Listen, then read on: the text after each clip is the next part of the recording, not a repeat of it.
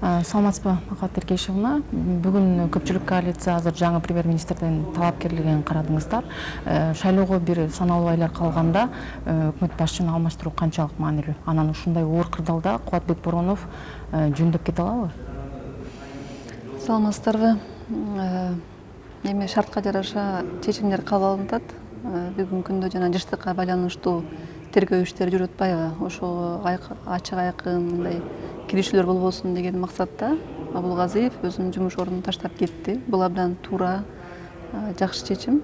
Себеби баягы мамлекеттик кызматкердин үстүнөн ошого тиешелүү эмеспи деген тергөө иштери болгондо сөз ошол жетекчи кеткен мындай адилеттүү болот да. Экинчиден, Бороновдун келгени дагы абдан туура болду. Себеби дегенде Кубат Алишевич 2 жылдан бери биринчи вице-премьер болуп иштеп жатпайбы? Ал бүт маселени ушул келген өкмөттүн программасын иштеп, ошону улантып, өзгөчө ковид вирусуна байланыштуу пандемиядан бери кандай өкмөттө мындай өзгөрүүлөр болду, кандай кризис болуп атат, ошонун баарын түшүнгөн киши. Ошондуктан азыркы күндөгү ошо өзгөрүү мен туура эле болду деп ойлойм да. 6-чы чакырылыштын мөөнөтү бүтүп баратат. Коомчулукта ошо көпчүлүк саясий талдоочулар айтып атат да, ушул парламент аябай коомчулук тарабынан көп сындалды депчи. Сиз ушуга кошуласызбы? Негизи кандай иштеди 6-чы чакырылыш?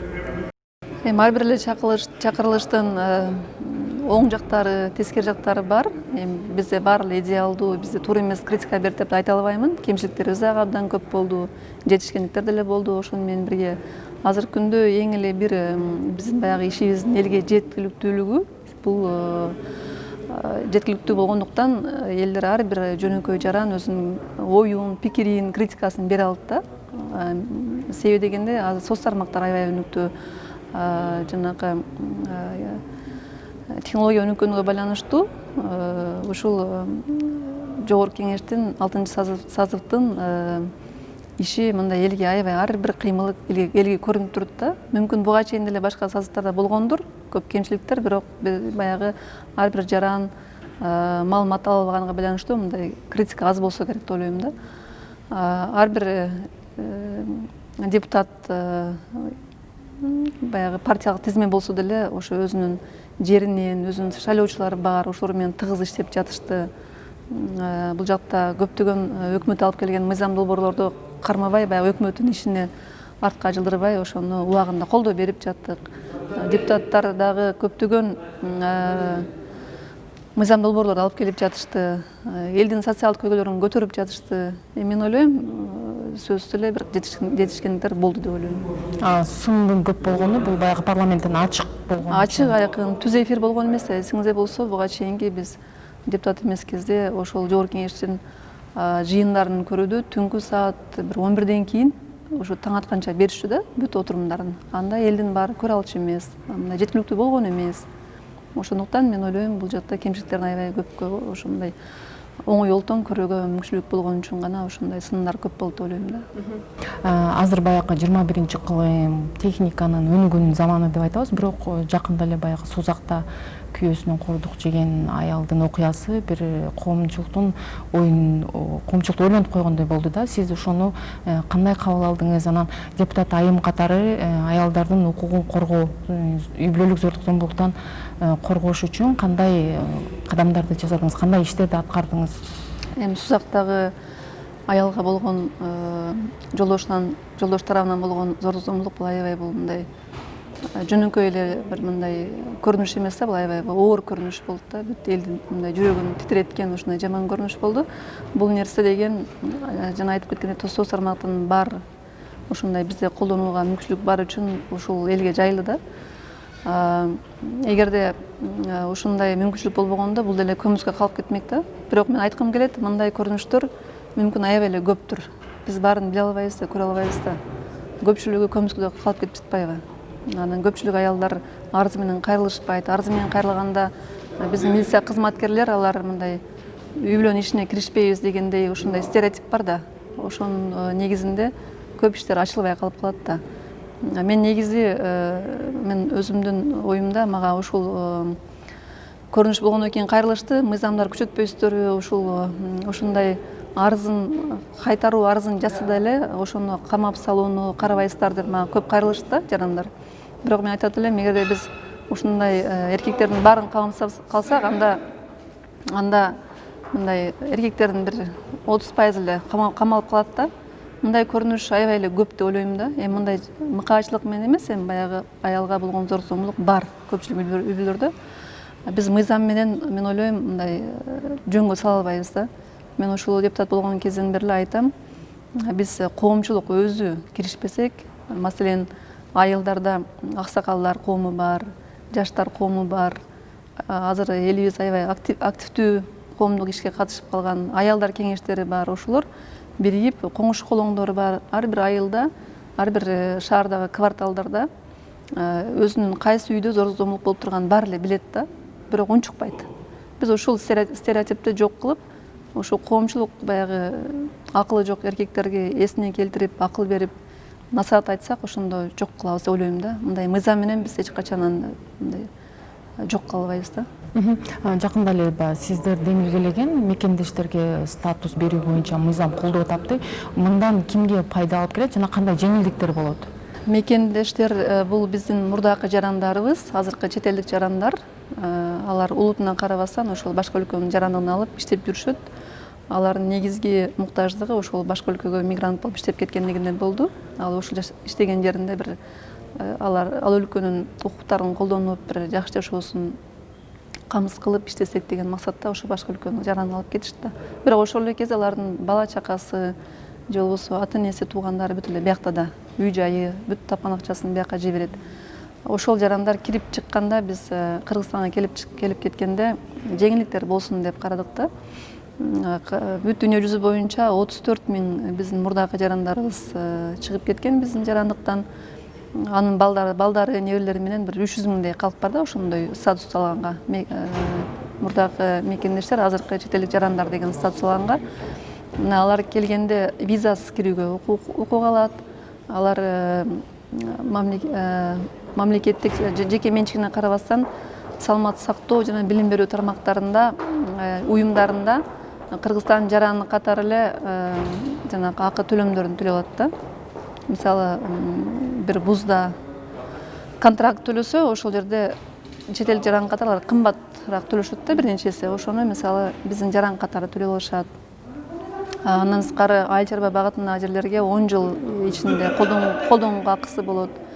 Жана андан сырткары жумушка орношкондо, жашаганга келгенде уруксатсыз эле жашай берет, жумушка орношо алат да. Ушундай бир нече жеңилдиктерди карадык. Эми бул биринчи этапта, буюрса бул иштегенден кийин кайра дагы башка дагы жеңилдиктерин карасак деген ойлорубуз бар. Жакында күзүндө парламенттик шайлоо болот. Сиз шайлоого барасызбы жана кайсы партия менен? Эми азыркы күндө чечилди, кайсы партия менен айта албайм. Себеби дегенде ушул күнү азыр ушул этап болуп атат. Кандай эмне кантип кайсы партия менен берсек элге жардам бере алабыз, кайсы партиянын программасы жакшы, эмне кылабыз, ошол жактарын биз карап атабыз. Азыр ушул күнү айта албайм. Бирок парламенттик шайлоого мен катышам. Сунуштар бар башка партиядан. Ушул 5 жыл аралыгында дагы кандай бир элге пайдасы тийген, бир көрүнүктүү мыйзам жазып ошол ишке ашты? Эми негизги ишке ашып калган мыйзамдардын долбоорлорунун 3-өсү азыркы мекен карт боюнча жана жанагы кен казуучулар тармагында мамлекетке көбүрөөк салык түшсүн деген бир ушундай мыйзамга көбүрөөк салык түшүү нормаларын карап чыгып, азыр мамлекетке ошол баягы лицензия алып туруп эле аны сатып ийген көрүнүштөр бар эмеспи? Ошону эми жок дегенде мамлекетке бир салыкты пошлинаны төлөп, андан кийин сатканга милдеттүү кылдым да, ошол мыйзамды кабыл алдым. Азыркы күндө бир нече ошо миллиондогон акча казынага түштү да ошонун эсебинен. Экинчиси ушул мекен карт, үчүнчүсү ошо мыйзам долбоорунун өткөн мыйзам долбоорлорунун бири бул социалдык мекемелерде мектептер, бала бакчалар жана ошондой эле социалдык стационардык бул мекемелер кар картаңдар үйү жана жетим балдар үйүндө көзөмөлчүлүк кеңеш деген бар. Ошо көзөмөлчүлүк кеңештин укуктарын кеңейтип атам да. Себеби дегенде биз депутаттар тоскоолдуксуз эле ошол мекемелерге барат экенбиз, тамак ашын текшерип, жашоо турмушун карай алат экенбиз, башка эч бир жаран кире албайт экен да. Сөз уруксат алып, алдын ала эскертип ушинтип араң кирет экен да. Ал жерде өзүнчө эле мамлекет болуп, баягы жетим балдардын, кар картаңдардын укуктары аябай терең жатыр да. Ошол боюнча мен мыйзам долбооруну карашыдым. Буюрса иштеп башчаса келечекте ошол көзөмөлчүлүк кеңештердин менен чогуу иштейм деген өзүмдүн максаттарым бар. Дагы бир ушул балдар үйүндө чоңойгон балдар эрезеге жеткенден кийин өзүнүн пособиясын ала алат деген да бир мыйзам бар, э? Жөлөк пулдарын дагы алуу боюнча ошол ата энеси жок, көзөмөлчүлүгү жок балдардын жөлөк пулдарыны баягы попечитель болгондор мындай эмелерге берип өздөрүнө иштетишип баягы бүтүрүүчү болуп чыкканда булар акчасы жок эле көчөгө чыгарылып коет да, үйлөрү жок, турак жайы жок, жумушу жок. Мына ошолорго биринчиден ошол жөлөк пулдарды ошол окуган окуу жайын бүтүргөнгө чейин иштетпей чогултуп берсин деп ошондой маселени көтөрүп жатам. Андан сырткары ошол убактынча жатаканада иштеп турганга жер участканы бөлүп жатакана куруу боюнча ошо өкмөттөн жер бөлүү жана акча бөлүү маселесин чече алдым да. Андан сырткары бир нече форум өткөрдүм. Органикалык айыл чарбасын Кыргызстанда өнүктүрүү боюнча жана жетим балдарды жумушка орнотуу боюнча. Мына ошонун артында иштеп атабыз. Департамент органикалык айыл чарбасы боюнча түзүлдү. Айыл чарба министрлигинин алдында жана мыйзам долбоору ошол колдоо бердик. Жана ошо органикалык айыл чарбасын өнүктүрүү боюнча да көп мындай иш аракеттер алып барып атам. Андан сырткары могу жетим балдардын менен жанагы билим берүү министрлиги жана бизнес өкүлдөрү менен чогуу форум өткөрдүк. Ал жерде ошо балдар окууну бүткөндө көчөдө калбай ошо тура эле бизнес өкүлдөрү өздөрүнүн мекемесине алып кетсе, аларга жумуш берсе, аларды адаптация кылса, социалдык адаптация кылып, алар үйрөтүп, анан бир көчөдө калбаса деген ушундай иштер алып бардым. Эгерде ошол сиз көтөрүп жаткан мыйзам ишке ашпаса, канча бала иш менен камсыз болот? Бул мыйзам эмес, бул демилге эле. Негизи мыйзамдарда жазылган ошол ата энеси жок, көзөмөлчүсү жок балдар, жетим балдарга жумуш орундары менен камсыз кылуу боюнча бүт мыйзамдарда көрсөтүлгөн, бирок булар жакшы ишке ашпайт да.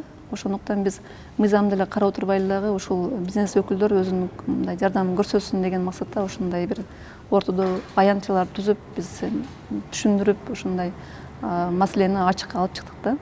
Анын негизинде канча жаш? Анын негизинде ошо билим берүү министрлиги ушул кезге чейин азыр өзүнүн положениясын иштеп жатат, ошолорго уруксат берүү жөнүндө. Себеби дегенде бул балдарды ошол мекеме, социалдык мекеменин жетекчилери чыгаргандан коркушат экен да.